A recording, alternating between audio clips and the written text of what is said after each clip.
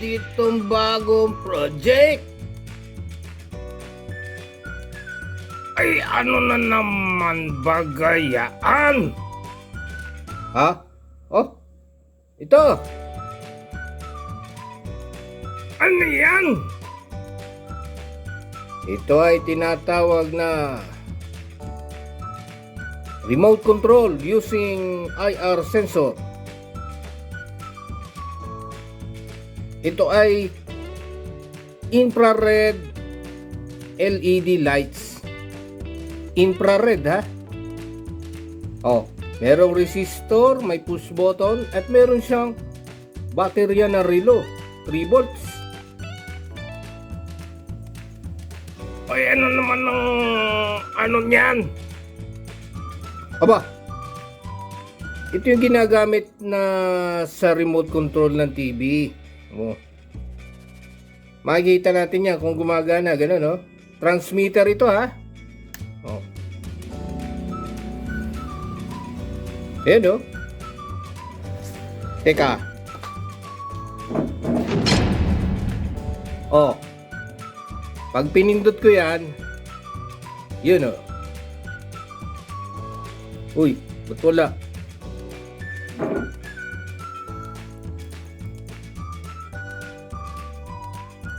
Yun, oh. Yan ang infrared LED lights. Kulay violet. Diba? Yan, oh.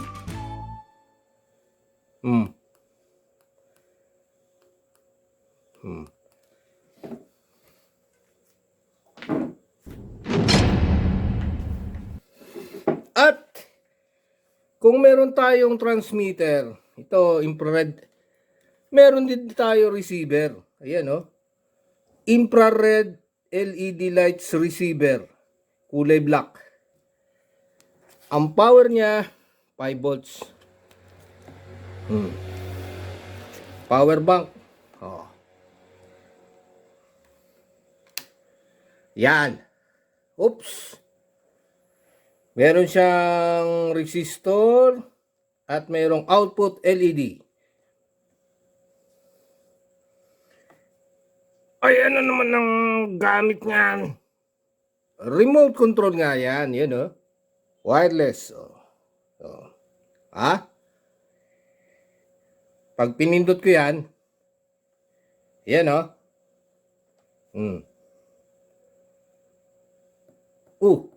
Yun. Uy.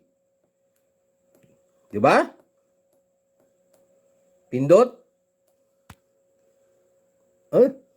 Yun. Oh. Pag malayo, pahina ng pahina.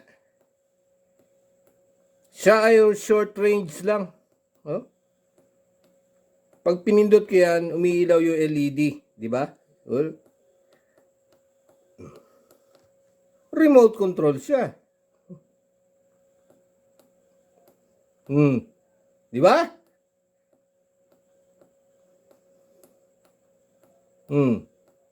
Nakokontrol niya yung ilaw. On off, on off.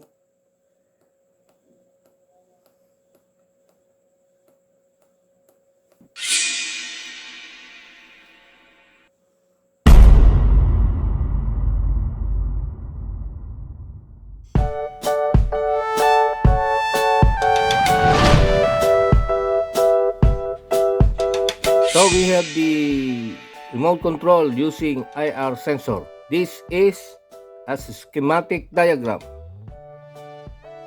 To the left side, you have the transmitter, this portion, and then to the right side, we have the receiver.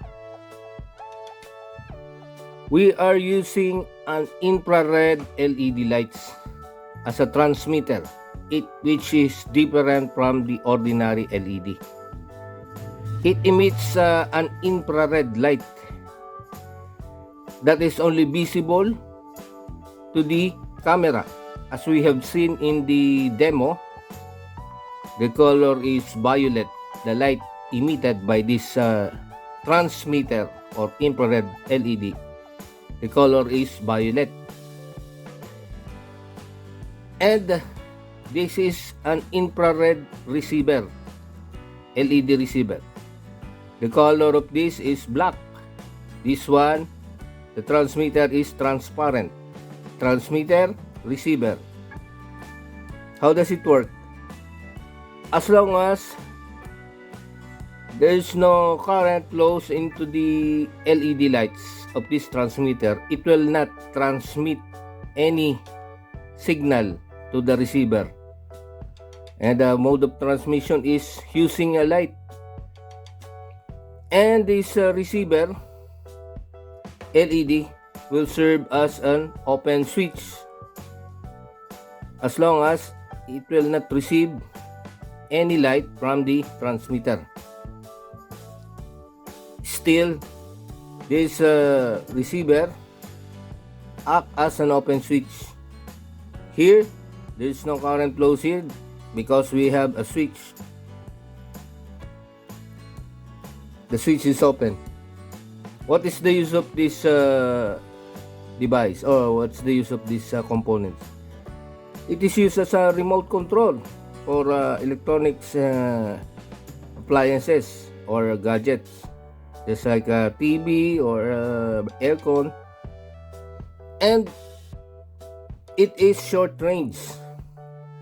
Okay, it is short range because we are not using any oscillator and modulation to the circuit. So to the left side, we have the transmitter with a voltage of 3.0 volts as a supply.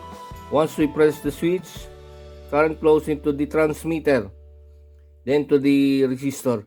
We need at least the forward voltage of this LED is around 1.2 to 1.4 volts. So we need a additional resistor just to drop the remaining voltage. Since we are using this transmitter, it needs only 1.4 volts. So we need a resistor in series with the LED. Once there is a current that flows into the transmitter, it transmits or it produces a light and being received by the receiver.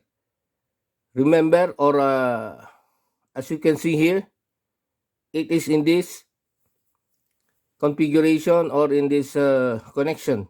We are using 5 volts to the receiver. See the polarity of the receiver, it is from negative to positive. And the sign, the arrow, it means it is receiving light. So once it receives light, it will switch on this LED. And then the current flows from 5 volts to the resistor. Again, we're using this to limit the current that flows to the LED. And then we have this output LED. It will turn on this LED once it receives a light from the transmitter.